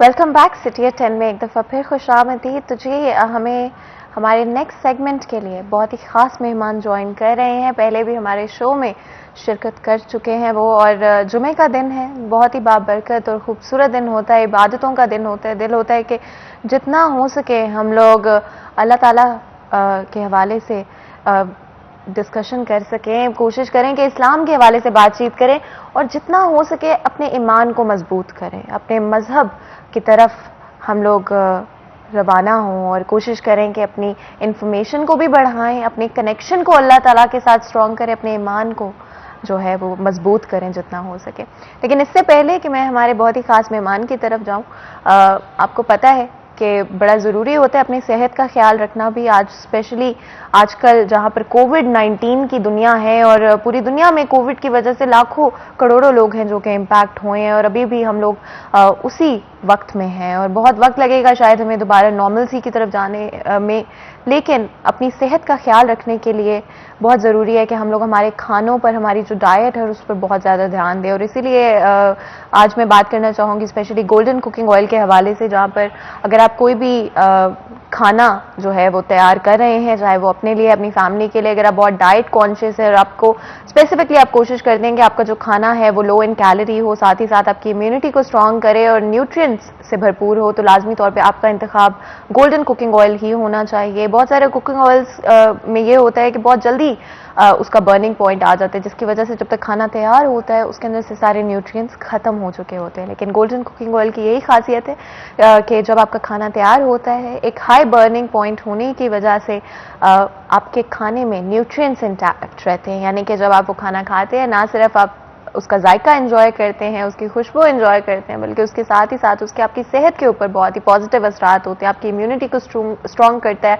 आपकी ओवरऑल हेल्थ को स्ट्रॉन्ग करता है। और विटामिन के हवाले से भी बात करें, डिफरेंट तरह के विटामिन बहुत ज़रूरी हैं हमारी नशोनुमा के लिए, हमारी बॉडी के लिए, हमारे जो स्पेशली हमारी जो फैमिली है, हमारे जो बच्चे हैं उनकी नशोनुमा के लिए। और गोल्डन कुकिंग ऑयल की यही खासियत है कि वो सारे न्यूट्रिएंट्स इसमें मौजूद हैं और आपके खाने में, जैसे कि मैंने पहले भी मेंशन किया, कि इंटैक्ट रहते हैं जब आपका खाना तैयार होता है। और लो इन कैलोरी होना भी बहुत फ़ायदे वाली बात है। आजकल फिटनेस का ज़माना है, हर कोई चाहता है कि अपने आप को फिट रखे, अपने आप को हेल्दी रखे और फिर खाने पे भी कॉम्प्रोमाइज़ ना करना पड़े, क्योंकि आई थिंक स्पेशली सब कॉन्टिनेंट के हवाले से बात करें तो खाने पे कोई कॉम्प्रोमाइज़ नहीं हो सकता। आप वेट कॉन्शियस हो सकते हैं, आप हेल्थ कॉन्शियस हो सकते हैं, लेकिन दिल तो करता है कि हर आए दिन आपको मज़ेदार सी रेसिपीज़ जो है वो तैयार करके दी जा रही हों या आप खुद बना रहे हैं तो आप खुद बना सकें और आपको ये फिक्र ना करनी पड़े कि इसकी वजह से जी मेरी डाइट ख़राब हो गई है या मेरी हेल्थ पर एक नेगेटिव इम्पैक्ट पड़ेगा। और गोल्डन कुकिंग ऑयल की यही खासियत है कि आप लाजमी तौर पे खाने इंजॉय कर सकते हैं और आपको टेंशन नहीं लेनी पड़ती है कि ख़ास तौर पे अगर आपको अपनी डाइट को रिस्ट्रिक्ट करना पड़े या सर्टेन तरह की डिशेस को अवॉइड करना पड़े, बहुत मुश्किल हो जाता है। और डेफिनेटली जब आप कोई डिश अवॉइड करने की कोशिश करो तो एक पॉइंट आता है कि आप जो है वो बस टूट पड़ते हैं खाने के ऊपर। आपको होता है कि जी जो मिल जाए बस जल्दी से जो है मैं अपनी भूख खत्म कर लूँ, और वो एक डेफिशिएंसी से क्रिएट हो जाती है जिसकी वजह से डिफरेंट तरह की जो ज़रूरियत है, न्यूट्रिशन है आपकी बॉडी का, वो इम्पैक्ट होने लग जाता है। और वो चीज़ डेफिनेटली किसी के लिए भी अच्छी नहीं होती है, क्योंकि ज़रूरी है कि आप चाहे हेल्थ कॉन्शियस हो, चाहे फिटनेस का आप ख्याल रखते हो, लेकिन आप अपनी बॉडी को अगर स्टार्व करना शुरू कर देंगे, अगर आप जो हेल्दी न्यूट्रिएंट्स हैं उनसे आप अपनी बॉडी को स्टार्व करना शुरू हो जाएंगे, तो आपकी ओवरऑल हेल्थ पर बहुत ही नेगेटिव असर होगा। तो ये इसीलिए गोल्डन कुकिंग ऑयल में आप मज़ेदार से खाने बनाकर एंजॉय कर सकते हैं। और जैसे कि मैं पहले भी बात करी थी कि जुमे का दिन है और लाजमी तौर पे बड़ा ज़रूरी है कि जहाँ पर एक तरफ हम अपनी दुनियावी ज़िंदगी को प्रायोरिटाइज़ करते हैं, वहीं पर ना सिर्फ आज के दिन बल्कि अपनी ज़िंदगी में हम लोग हमारी एक जो कनेक्शन है अल्लाह ताला के साथ, और एक हमारा जो ईमान है, हमारी जो स्पिरिचुअलिटी है, जो उसको भी हम उतना ही स्ट्रॉन्ग करें, अपने रिलीजन के करीब हों। जितना हम ज़्यादा जानते हों हमारे मज़हब के हवाले से, उतना ही बेहतर है। कुरान मजीद को पढ़ना अपनी ज़िंदगी का डेली रूटीन का हिस्सा बनाएं, चाहे कुछ सफ़ात ही क्यों ना हो, उससे दिल को सुकून मिलता है। आजकल की दुनिया में इतनी बेसुकूनी है, इतने मसाइल हैं कि जब इंसान पूरा दिन गुजार कर बैठता है तो सिवाय टेंशनों के और कुछ होता ही नहीं है। लेकिन जब आप अल्लाह ताला से बात करते हैं, जब नमाज पढ़ते हैं, जब कुरान पाक की तिलावत करते हैं, तो उससे दिल को सुकून मिलता है। जितनी भी मुश्किलात हो ज़िंदगी में, अल्लाह ताला बेशक उनको आसान करता है अपने बंदे के लिए। और आखिरकार लौट के तो हमने अपने रब के पास ही जाना है। तो जितना हो सके इस ज़िंदगी में जहाँ पे दुनियावी फ़र्ज़ अपने अदा करने हैं, उतने ही अपने रूहानी और हमारे जो मज़हब से और जो अल्लाह ताला की तरफ हमारे फ़राइज़ हैं, नमाजें हैं, उनको भी हमने कायम रखना है। बहुत ही ख़ास मेहमान हमारे साथ मौजूद हैं। आज स्पेशली बात करेंगे बुरी नज़र के हवाले से। एक हकीकत है, एक बहुत ही सैड हकीकत है, रियलिटी है आज की दुनिया की, आज के ज़माने की, कि कभी हसद की वजह से, कभी जलन की वजह से, कभी अपनी नाकामयाबियों की वजह से, कभी अपनी कमज़ोरियों की वजह से हम बुरी नज़र का शिकार हो जाते हैं, या दूसरों के लिए हमारे जो जज्बात हैं, जो ख्यालात हैं, वो अच्छे नहीं हो पाते हैं। उसका क्या असर है, किस तरह से उन असरात से बचा जा सकता है, किस तरह से अपने आप को महफूज रखा जा सकता है, और किस तरह से इन ख्यालात से खुद को बचाया जा सकता है। ईमान की मजबूती बहुत बहुत ज़रूरी है। मैं इंट्रोडक्शन करा देती हूँ, हमारे बहुत ही खास मेहमान हमारे साथ मौजूद हैं। डॉक्टर पीर ज़िया अहमद हाशमी साहब हमारे साथ मौजूद हैं। अस्सलाम वालेकुम, कैसे हैं आप? वेलकम करते हैं आपको शो के अंदर। बहुत बहुत शुक्रिया, आपने अपनी इतनी बिजी रूटीन, जिसके बारे में हम बात भी कर रहे थे शो शुरू होने से पहले, उसमें से आपने वक्त निकाला हमारे लिए, हमारी ऑडियंस के लिए। हमेशा ही बहुत पॉजिटिव मशवरे होते हैं आपके, और हमेशा जब भी हमारा जो सेगमेंट कंप्लीट होता है तो हमेशा दीन से नज़दीकी का एहसास होता है कि जी पहले जितनी इंफॉर्मेशन थी उससे ज़्यादा हो गई, और बेहतर तरीके से हम अपने ईमान से नज़दीक हो पाएंगे, इबादत में बेहतर हो पाएंगे। बुरी नज़र के हवाले से बात करें तो एक बड़ी सैड रियलिटी है, जिस तरह से मैंने पहले भी कहा, लेकिन कन्फ्यूजन भी है, क्योंकि कई तरह के असरात होते हैं और उनमें से बुरी नज़र एक असरात है। तो कहाँ पे पता चले कि क्या ये बुरी नज़र है, क्या ये सिर्फ बुरी एनर्जी है, किस तरह से डिफ्रेंशिएट किया जा सकता है? बिस्मिल्लाहिर्रहमानिर्रहीम। सबसे पहले तो सिटी 41 का शुक्रिया। मैं तो 6-7 साल से इनके साथ रिलेटेड हूँ। जब यहाँ आता हूँ तो ऐसे है जैसे मैं अपने ही घर में आ गया। आज बड़ा अहम तरीन टॉपिक है और अमूमी तौर पर इसका लोग शिकार हो भी जाते हैं, लेकिन बाज़ औक़ात हमें उसका अंदाज़ा नहीं होता।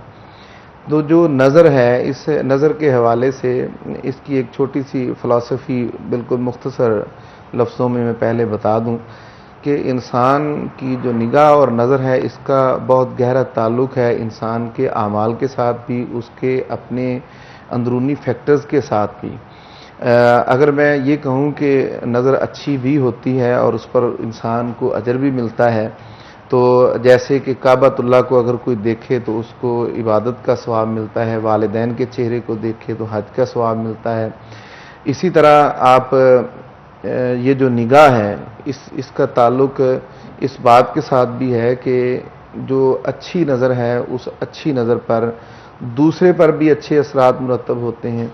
जिस तरह के इमामुल अंबिया सल्लल्लाहु ताला अलैहि वसल्लम का किसी को देखना और उनके मामलात का सुधर जाना, और इसी तरह कलेमा पढ़ के आपको देखना, मकाम सहाबियत को पा लेना, तो हमारी ज़िंदगी में इस नज़र की बड़ी अहमियत है। और मैं आज अपनी बात शुरू करने से पहले ये ऑडियंस से ये कहना चाह रहा हूँ कि जितनी आपकी नज़र पाकीज़ा होती जाएगी उतने ही आपकी ज़िंदगी में चेंजिंग आती जाएगी, उतनी ही आप अंदर से खूबसूरत होते जाएंगे और उतना ही आप कुर्ब इल्लाह पाएंगे। दूसरी बात, क्योंकि आज हम स्पेसिफिक बात करेंगे नज़र बद पर, बुरी नज़र पर, तो ये जो बुरी नज़र है इसकी एक हकीकत है जो नबी सल्लल्लाहु ताला अलैहि वसल्लम ने बयान फरमाई है, और हमें कुरान पाक से भी कुछ चीज़ें ऐसी मिलती हैं जिनमें इस चीज़ का एहसास दिलाया गया है कि ये असरात ऐसे होते हैं और इनसे बचना चाहिए। जिसका आगाज़ मैं सूरह यूसुफ से करूँगा। हज़रत यूसुफ अलैहिस्सलाम ने अपने वालिद ग्रामी हज़रत याकूब अलैहिस्सलाम जो अल्लाह ताला के नबी हैं और बहुत सारे नबियों के वो वालिद ग्रामी हैं, और हज़रत इसहाक के बेटे और हज़रत इब्राहीम अलैहिस्सलाम के वो पोते हैं, तो उनको जब उन्होंने अपना ख्वाब बयान किया कि मैंने ख्वाब में देखा है कि 11 सितारे मुझे सजदा कर रहे हैं, सूरज और चांद का तस्करा किया, तो उन्होंने सबसे पहली बात जो उनसे कही वो ये थी कि ये बात अपने भाइयों से बयान ना करना। क्यों बयान ना करना? इसलिए कि हसद की वजह से, आपने जैसे इंट्रो में कहा कि ये नज़र बाज़ इसका एक सबब जो है ना वो हसद भी होता है कि दूसरा शख्स इससे हसद करता है। और इसी सूरह मुबारका में एक और भी हिस्सा मौजूद है कि जब हज़रत याकूब ने अपने बेटों को भेजा कि आप जाइए और गल्ला लेकर आइए, तो क्योंकि वो सारे जवान थे और सारे सेहतमंद थे और बड़े खूबसूरत भी थे सब, तो उन्होंने फरमाया कि आप एक दरवाजे से इकट्ठे नहीं दाखिल होना, सब ने। जब आप शहर में दाखिल हों तो सब अलहदा-अलहदा दरवाज़ों से दाखिल होइएगा। उसके पीछे जो लॉजिक है वो भी यही है कि अगर वो सारे इकट्ठे दाखिल हों, जी एक ही बाप की औलाद और सारे ही इस कदर सेहतमंद, तो वो नज़र बद से बचाव का एक तरीका बताया गया। तो कुरान पाक से हमें कुछ ऐसी चीज़ें मिलती हैं, और हदीस मुबारका में तो सरीहन आप सल्लल्लाहु ताला अलैहि वसल्लम ने उसको बयान भी फरमा दिया कि ये जो नज़र है, नज़र बद बरहक है, ये इंसान को कब्र में और ऊँट को हांडी तक पहुंचा देती है। मशहूर हदीस मुबारक है। बल्कि एक वाक़या ऐसा पेश आया, दोनों ही सहाबी हैं, हज़रत आमिर बिन रबिया, उन्होंने देखा कि सहाबी थे सुहेल बिन हुनैफ रदी अल्लाह ताला अन्हु, तो वो गुस्ल फरमा रहे थे, तो गुस्ल करते हुए देखा तो उनका जिस्म जो था वो उन्होंने उनकी तारीफ़ की तो वो उसी वक़्त वहीं पे गिर पड़े कि गिरे तो आप सल्लल्लाहु ताला अलैहि वसल्लम के पास हज़रत सुहेल को लाया गया। आप सल्लल्लाहु अलैहि वसल्लम ने सारा वाक़या सुना तो फरमाया कि इसको ये मामला कैसे हुआ, तो अर्ज़ की या रसूलल्लाह, आमिर बिन रबिया ने ये बात कही थी कि इसका जिस्म बहुत खूबसूरत है, तो ये उसी वक़्त इसकी तबीयत जो है वो ख़राब होगी। तो आप सल्लल्लाहु अलैहि वसल्लम ने हज़रत आमिर को बुलाया कि इधर आओ, और उनको बुला के कहा कि तुम वुज़ू करो। वुज़ू किया, और वुज़ू का जो पानी था वो आपने फरमाया कि ये अब सुहेल के जिस्म के ऊपर उंडेल दो, तो वो उसी वक़्त उनकी वो सेहत ठीक हो गई। तो बाज़ औक़ात इंसान, अब यहाँ साथ आप सल्लल्लाहु अलैहि वसल्लम ने एक तलकीन भी फरमाई। आपने फरमाया कि जब तुम किसी को देखो तो फिर उसके साथ बरकत की दुआ कर दो। बेशक बेशक। और हमारे साथ एक कॉलर भी मौजूद है जिनसे बात करते हैं। अस्सलाम वालेकुम जी। अस्सलाम वालेकुम जी। जी वालेकुम अस्सलाम। मोहम्मद असगर बात कर रहा हूँ जी, फरीद नगर। जी जी बिल्कुल, बहुत बहुत शुक्रिया कॉल करने का। कैसे हैं आप? जी अल्हम्दुलिल्लाह, अल्लाह ताला का एहसान है। जी बताएं, क्या सवाल पूछेंगे आप? जी क्वेश्चन ये था हजरत साहब से पूछना कि एक शख्स है, एक शख्स अल्हम्दुलिल्लाह अपने घर में और उसकी फैमिली भी सब नमाजी लोग हैं, कुरान डेली पढ़ते हैं, सारा मामला अल्लाह के अहकामात पूरे चलने की कोशिश करते हैं, लेकिन उनको फिर भी बार बार नजरें बद लग जाती है, तो उससे बचने के लिए बंदे को क्या करना चाहिए? बिल्कुल जी, बहुत ही अच्छा सवाल किया है आपने, बहुत बहुत शुक्रिया कॉल करने का। पीर साहब, लाजमी तौर पे आई थिंक ये सवाल सिर्फ इनका नहीं, बहुत सारे और लोगों का भी होगा कि अगर इबादत भी पूरी की जाती हैं, दुआएं भी मांगी जाती हैं, बेशक बेशक सिर्फ और सिर्फ अल्लाह ताला हमें बचा सकते हैं, प्रोटेक्ट कर सकते हैं बुरी एनर्जी से, बुरी नज़र से, तो क्या किया जा सकता है और क्या एडिशनल चीज़ें अपनी रूटीन में ऐड की जा सकती हैं? अच्छा, एक तो मोहतरम ने ये बात की कि ये बिल्कुल दुरुस्त है कि जिस तरह वालिदैन की नज़र अपने बच्चों को लग जाती है, बिल्कुल ऐसे वहाँ वो खुशी का इजहार हो रहा होता है। तो मैं जो हदीस मुबारक सुना रहा था उसके आखिर में आप सल्लल्लाहु अलैहि वसल्लम ने जो चीज़ बताई है उसी पे हमें इम्प्लीमेंट करना होगा। वो ये है कि आप सल्लल्लाहु अलैहि वसल्लम ने फरमाया, जब तुम कोई ऐसी चीज़ देखो जो तुम्हें खूबसूरत लगी है, अच्छी लगी है, तो फिर उसके लिए बरकत की दुआ कर दो। अब ये है कि हम भी बच्चों को देखते हैं, वालिदैन भी देखते हैं, तो फरमाया कि अगर उनको नज़र बद से आप बचाना चाह रहे हैं तो फिर माशाअल्लाह के अल्फाज साथ शामिल कर लें। अच्छा। हाँ, माशाअल्लाह, यानी इससे ये उनके जो भी खूबसूरती है या उनमें कमाल है उसकी निस्बत अल्लाह ताला की तरफ हो जाएगी, और जब अल्लाह ताला की अता की तरफ उसकी निस्बत हो जाए तो फिर वो नज़र नहीं लगती।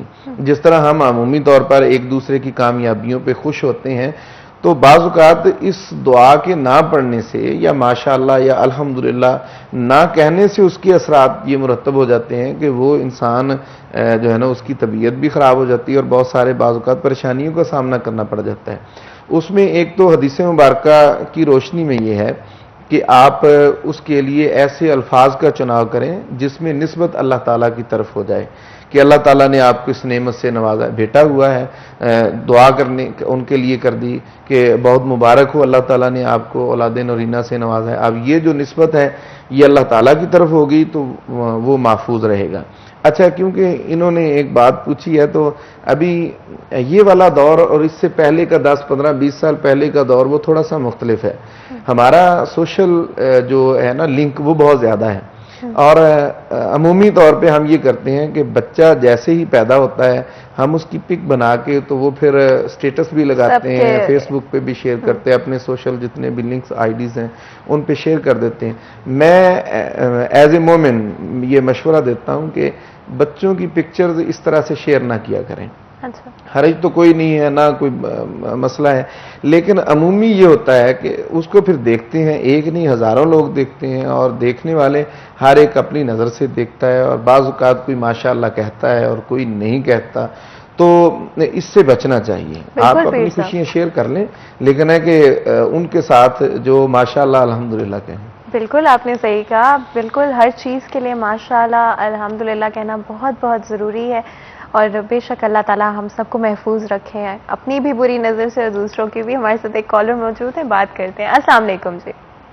वालेकुम अस्सलाम जी। आज मौलाना साहब से मुझे ये सवाल पूछना था कि नज़र बद के हवाले से जो ये प्रोग्राम हो रहा है, इसमें किसी भी इंसान के ऊपर हमें किस तरह से पता चलेगा कि नज़र बद है या कोई जादू हुआ हुआ है या कोई बंदिश हुई हुई है, तो इसकी अलामत बताएंगे?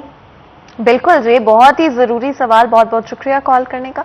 पीर साहब, जब हम शो स्टार्ट करने वाले थे तब भी इस हवाले से हम बात कर रहे थे। जी बिल्कुल, कि बड़ी डिफरेंट तरह की चीज़ें हो सकती हैं, कैसे पता चलेगी? तीन चीज़ें हैं। एक ये है कि इंसान मेडिकली बीमार, जिस तरह कहते हैं बीमार हो गया।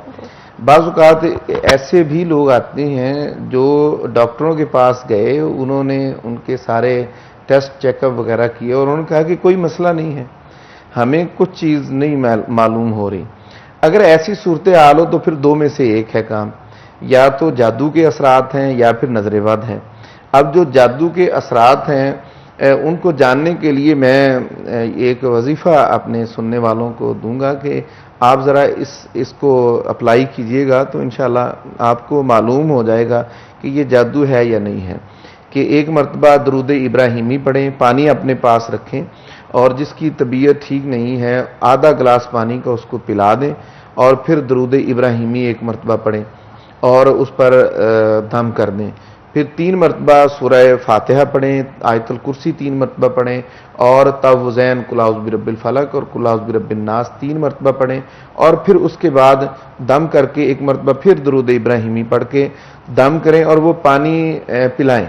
उसका जायका अगर चेंज हो जाए तो फिर उस पर जादू के असरात हैं, अगर वो नहीं है तो फिर नज़र बद है। अब जो नज़र बद है उसके मैं मजीद डिटेल भी आपको बताता हूँ। आई थिंक कॉलर कोई है? बिल्कुल जी, हमारे साथ एक और कॉलर मौजूद हैं, तो जी पहले उनसे बात कर लेते हैं। अस्सलाम वालेकुम जी।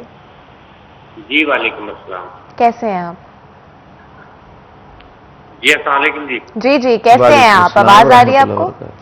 जी आ रही है अल्हम्दुलिल्लाह। जी, तो बताएं जी, क्या पूछेंगे? प्रॉब्लम ये है कि वो मेरी मिसेज हैं, तो उनके लिए सैयद साहब से दुआ करवानी है। बस ये बीमार रहती हैं, बहुत इलाज मुआवजा करते हैं इनका, लेकिन उनको शफा नहीं होती। अल्हम्दुलिल्लाह अल्लाह के फजलो करम से और आपकी दुआओं से मेरी 12 साल अगर आप कुछ पूछना चाहते हैं पूछ सकते हैं। स्टूडेंट है और मुकम्मल हाफजा कारी अल्लाह के फजलो करम से।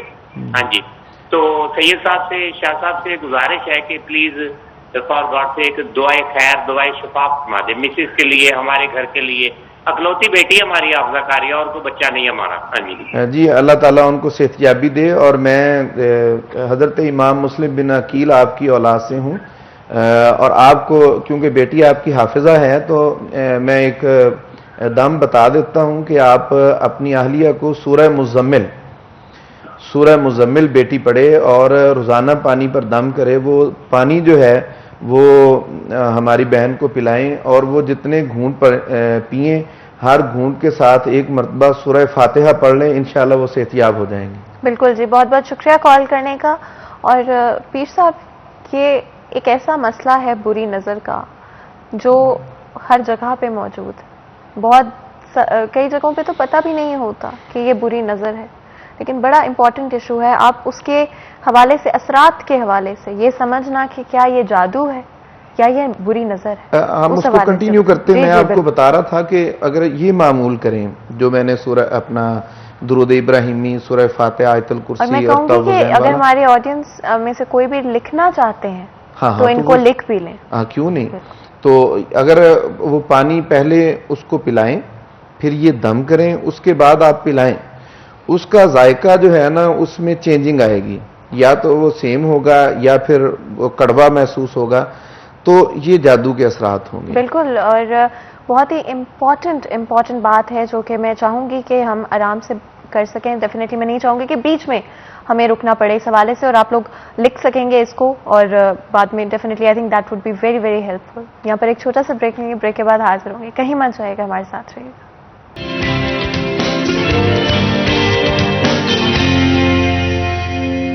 वेलकम बैक सिटी एट 10 में एक दफ़ा फिर आपको खुशामदीद कहते हैं। अगर आप कोई भी सवाल पीर साहब से पूछना चाहते हैं तो नंबर आपकी स्क्रीन पर मौजूद है, आप कॉल कर सकते हैं। और लाजमी तौर पर पीर साहब हमारे साथ हैं, और हमें जो बहुत सारी चीज़ें जो कि हमारे इल्म में नहीं हो सकती हैं, इस तरह की एक्सपर्टीज़ हर किसी के पास नहीं हो सकती, तो वो हमें समझा भी सकते हैं बेहतर तरीके से, और बेहतर तरीके से चीज़ों को एक्सप्लेन भी कर पाएंगे। तो नंबर आपकी स्क्रीन पर मौजूद है और आप कॉल कर सकते हैं और अपना सवाल शो में शामिल करवा सकते हैं। पीर साहब, बहुत ही इम्पॉर्टेंट डिस्टिंक्शन जो है वो हम चाह रहे थे कि वो उसको कंप्लीट कर लें पहले और फिर आगे। वो मैं ये बात कर रहा था कि अब दो चीज़ें मैंने बता दी। एक तो वैसे तबीयत जो आम इंसान की बीमार हो जाता है उसका तो मेडिसिन से इलाज होगा। फिर अगर जादू के असरात हैं तो फिर उसके लिए जिस तरह का उस पर असरात हैं तो उसका हाल होता है। अब ये जो नज़र बद है, अब जो नज़र बद है इससे जो इंसान पे कैफियत बनती हैं, एक तो ये है कि जिस तरह इंसान के अंदर चिड़चिड़ापन आ जाता है, दूसरा उसको अमूमी तौर पर भूख महसूस नहीं होती, या उसका सर बोझल हो जाता है। ये जो हमारी आंखों के हल्के हैं ना, ये ऊपर वाला हिस्सा है, यहाँ वो इंसान महसूस करता है जिस तरह ये बहुत वजनी है और उसको तकलीफ महसूस होती है।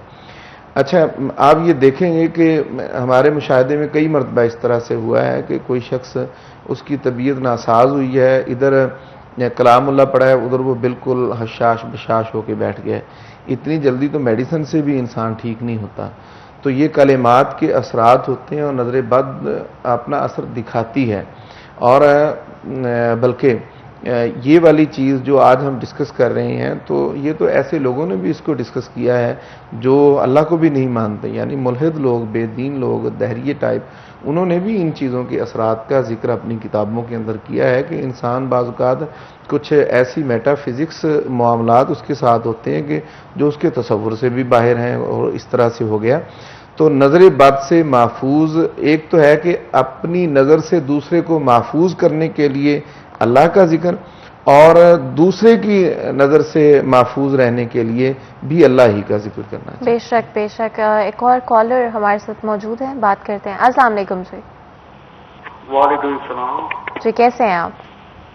जी अल्लाह का शुक्र, आप सुनाइए, ठीक है? जी बिल्कुल, मैं बिल्कुल ठीक हूँ अल्हम्दुलिल्लाह। बहुत बहुत शुक्रिया कॉल करने का। बताएं जी क्या पूछेंगे? ये इनसे पूछना था मैंने कि मेरा ना इसी तरह काम तो ज्यादा था, काम ठीक था कुछ, लेकिन जो मेरे साथ इधर साइड वाली दुकानें हैं ना, मेरा बिल्डर मटीरियल का बेसिकली काम है, तो वो अब मेरा जो कारोबार बिल्कुल फ्लॉप हो गया, ये समझ नहीं आ रही, इसी तरह कर्जा बहुत हो गया ऊपर, तो वो मैंने एक तो पूछना था। दूसरा इन्होंने अभी ना ये बताया था तरीका वो पानी डाउन करने का, वो जरा पीर साहब से बोलने के रिपीट जरा कर दें कि क्या पानी पे पढ़ना अगर नजर बद का जो है। बिल्कुल जी, बहुत बहुत शुक्रिया कॉल करने का। पीर साहब, जैसे कि हमारे कॉलर ने बताया कि उनका एक बिजनेस अच्छा चल रहा था, लेकिन अब हालात बिल्कुल पलट गए हैं, इन सूरत हाल में क्या किया जाना? अच्छा, इनको मैं 3 चीज़ें बताऊंगा अगर हमारे पास इतना टाइम हुआ। एक तो उन्होंने कहा कि वो जो पहले दम का मैंने बताया है उसको रिपीट कर, ये हमारा प्रोग्राम बाद में भी वो देख सकते हैं। बिल्कुल तो वो जी, 4 बजे रिपीट। जी 4 बजे ये रिपीट होगा, तो उस वक्त वो देख लीजिएगा, वो सारा तरीका मालूम हो जाएगा। दूसरा जो है ना, उन्होंने कहा कि कर्ज थले दब गए, यानी बहुत ज़्यादा कर्ज आ गया है, तो उसके लिए मैं अपने भाई से ये कहूँगा कि देखें, ये जो कारोबार में कमी बेशी है ये हमारी ज़िंदगी का हिस्सा और मामूल है, लेकिन अगर ऐसे कोई असरात हों जिनसे ये महसूस करते हो कि जनाब ये किसी और ने ऐसा कर दिया है, काम में बंदिश हो गई है या नज़र बद हुई है, तो ये एक मामूल अपना बना लें, और सुनने वाले भी इसको, अगर किसी और के साथ भी ऐसा इशू है, कर्ज अगर वो मकरूज हो गया है, तो फिर इशा की नमाज वो पढ़े, तो वितरों के बाद 2 नवाफिल पढ़े जाते हैं, वो अमूमी तौर पर हम बैठ के पढ़ते हैं, तो वो 2 नफल खड़े होकर पढ़ें, और हर नफल में हर रकत के अंदर सूरह फातिहा के बाद 5 मरतबा सूरह आले इमरान की आयत नंबर 26 और 27 की तिलावत करें। कुलिल्लाहुम्मा मालिकल मुल्क तुतिल मुल्का मन तशा, यहाँ से लेकर अगली आयत भी साथ पढ़ के व तर्जुकु मन तशा बगैर हिसाब तक, दोनों में 5-5 मरतबा इसकी तिलावत करें। इंशाअल्लाह ये ऐसा मुजर्रब है कि एक तो कर्ज भी बाकी नहीं रहेगा और उतर जाएगा, गैबी इमदाद अल्लाह ताला फरमाएगा, असबाब ऐसे बन जाएंगे, और अगर ये मामूल जारी रखेंगे तो कभी मकरूज नहीं होंगे इंशाअल्लाह। बिल्कुल जी, एक और कॉलर हमारे साथ मौजूद हैं, बात करते हैं। अस्सलाम वालेकुम जी। वालेकुम अस्सलाम। कैसे हैं आप? अल्हम्दुलिल्लाह। जी बताएं क्या पूछेंगे?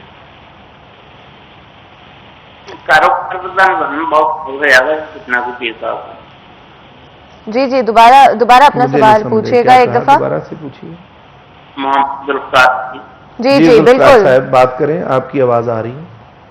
हाँ जी, कारोबारी हालात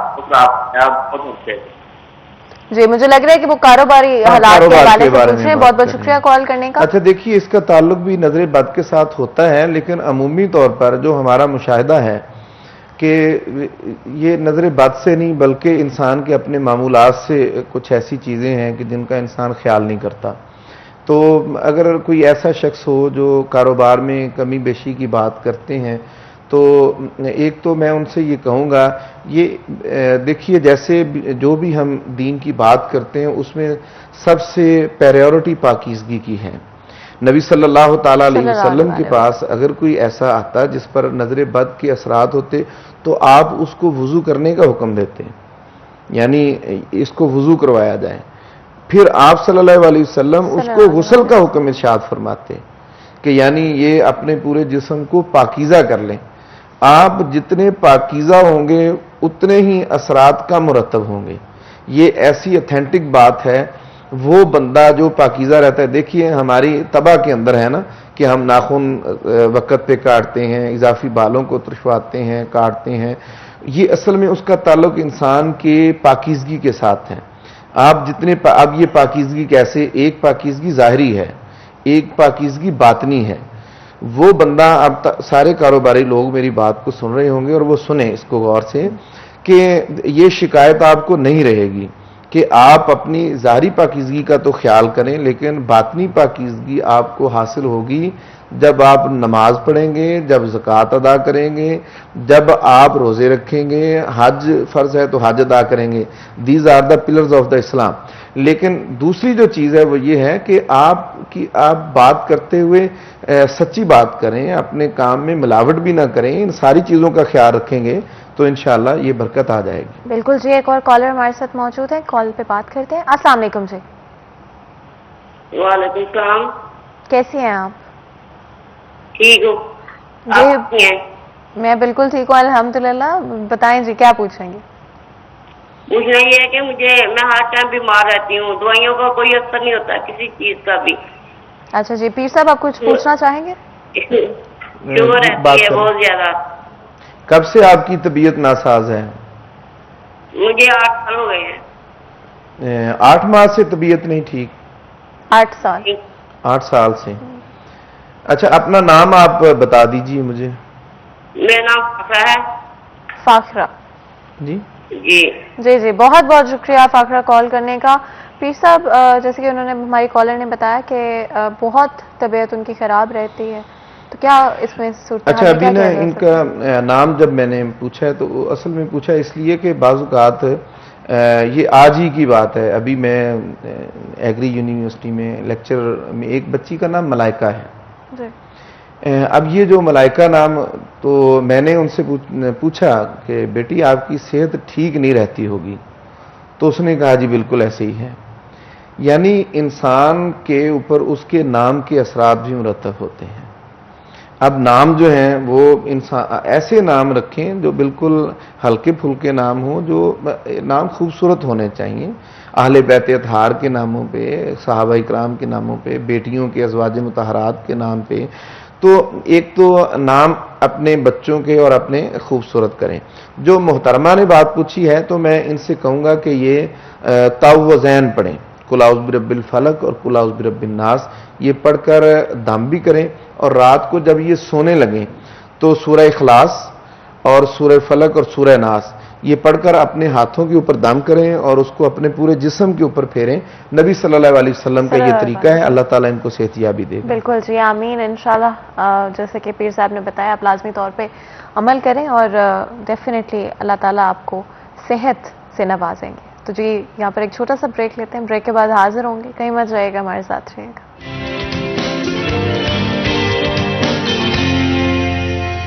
वेलकम बैक सिटी एट 10 में एक दफ़ा फिर खुश आमदीद। तो जी, ब्रेक में जाने से पहले बात हो रही थी बुरी नज़र के हवाले से। एक बहुत ही इम्पॉर्टेंट रियलिटी है हमारी ज़िंदगियों की, चाहे हमारी ज़िंदगी का कोई भी एस्पेक्ट हो, हर जगह पे मोस्ट लोगों ने कहीं ना कहीं बुरी नज़र या बुरी एनर्जी को अपनी ज़िंदगी में एक्सपीरियंस किया है। आखिर इन असरात से कैसे बचा जा सकता है, ख़ुद को कैसे बचाया जा सकता है और ख़ुद अपने आप को कैसे मजबूत किया जा सकता है और अपने ईमान से कैसे नज़दीक रहा जा सकता है कि हम बुरी नज़र का बाइस ना कहीं बन जाए, हम किसी और के लिए अजियत का बाइस ना बन जाए। लाजमी तौर पे गुफ्तगू को आगे भी बढ़ाएंगे, लेकिन उससे पहले एक कॉलर हमारे साथ मौजूद हैं, बात करते हैं। अस्सलाम वालेकुम जी। अच्छा, मैं साबर बोल रहा हूँ जी। कैसे हैं आप? ठीक है, शुक्र है आपका। पीर साहब से मेरा ये सवाल है जी जी। कि मेरी वाइफ को बचपन से साया है, ठीक है, वो जा नहीं रहा। मैंने तो इलाज कराया, कारोबार भी तबाह हो गया था। जी, पीर साहब कोई सवाल अगर आप पूछना चाहें? मुझे लेकिन वो मैं जिसके एक बात की समझ आई, ये कह रहे हैं कि साया है, उसके बाद नहीं मुझे समझ आई क्या कहा। जी, पीर साहब चाह रहे हैं अगर आप जरा रिपीट कर दें, जरा आहिस्ता और क्लियर अल्फाज में। मेरी का नाम है यास्मीन, उसको साया है बचपन से 10 साल से जी। अब उसकी उम्र है 40-42 साल है जी। वो जा नहीं रहा साया, और वो सामने भी आ जाता है, हमारे सामने आ जाता है, उसके हाथों पाई भी होते हैं उसके साथ हम, फिर वो जा नहीं रहा। जी, बहुत बहुत शुक्रिया कॉल करने का पीर साहब। अच्छा, इनका तो ये तो खालिसतन यानी ऐसा मामला, इसका नजर बद के साथ कोई ताल्लुक नहीं है। ये मुख्तलिफ नौइयत का मामला है। इसमें तो ये है कि उनको कुछ चीज़ें दिखाई देती हैं जिनकी वजह से उनकी तबीयत भी नासाज रहती है। तो वो मैं इनसे कहूँगा कि हमारे प्रोड्यूसर साहब से वो एक मरतबा रब्ता कर लें, तो अपनी डिटेल उनको सेंड कर दे तो मैं उनको रिप्लाई कर दूँ। जी, बहुत बहुत शुक्रिया आपने कॉल की। और जैसे कि पीर साहब ने बताया कि आप हमारे प्रोड्यूसर साहब को जो नंबर स्क्रीन पर आ रहा है उस पर आप डिटेल सेंड कर सकते हैं, जिसके बाद इस हवाले से आपको ज्यादा डिटेल्स प्रोवाइड की जा सकती हूँ, क्योंकि आज का मौजू जरा मुख्तलिफ है। हाँ, हम नजर बद पे थोड़ा सा ज्यादा फोकस कर रहे हैं, तो उस पर मैं ये बात करूंगा कि इस पे हम इंशाल्लाह नेक्स्ट कोई प्रोग्राम कर लेंगे बाकायदा कि जादू के असरात या उसके रूहानी इलाज पे हम बात कर लेंगे। लेकिन नजर बद के बारे में मैं अपने सुनने वालों को ये बताऊंगा कि एक है कि हसद की वजह से नजर लगती है, बाज़ औक़ात खुशी की वजह से भी लग जाती है, दूसरे पर उसके असरात मुरतब हो जाते हैं। लेकिन असल में तो ये है ना कि दीन की रोशनी में हम उससे बच कैसे सकते हैं।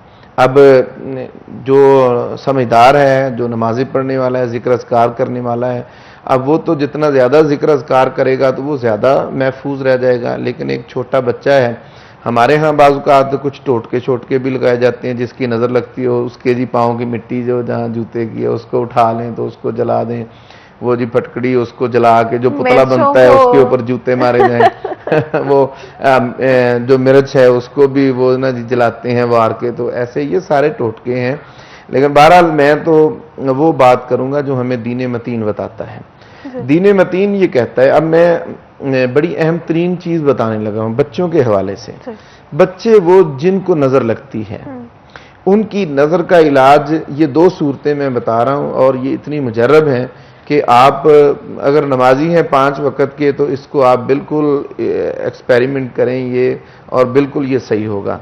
नंबर 1, वो बच्चा जो फीड नहीं करता, वो बच्चा जो चिड़चिड़ा है, वो बच्चा जो रोता रहता है, उस बच्चे को आप हर नमाज के बाद सूरह फातिहा से दम कीजिए, अव्वल आखिर दुरूद शरीफ पढ़िए, एक मरतबा सूरह फातिहा पढ़कर उसके दाएं कान में फूंक मारिए, दूसरी मरतबा सूरह फातिहा पढ़कर उसके बाएं कान में, और तीसरी मरतबा सूरह फातिहा पढ़ के उसके पूरे जिस्म के ऊपर आप दम करें, वो बच्चा उसी वक्त ठीक हो जाएगा। चलें जी, क्या बात है, आपको तरीका बता दिया पीर साहब ने। लाजमी तौर पर अपने बच्चे तो सबके लिए बहुत प्यारे होते हैं, अपने बच्चे से ज़्यादा प्यारा कौन होता है, तो ये लाजमी तौर पर उनकी हिफाजत बड़ी ज़रूरी है। तो ये कॉलर भी हमारे साथ मौजूद हैं, जल्दी से कॉल ले लेते हैं। तो जी अस्सलाम वालेकुम, कैसे हैं?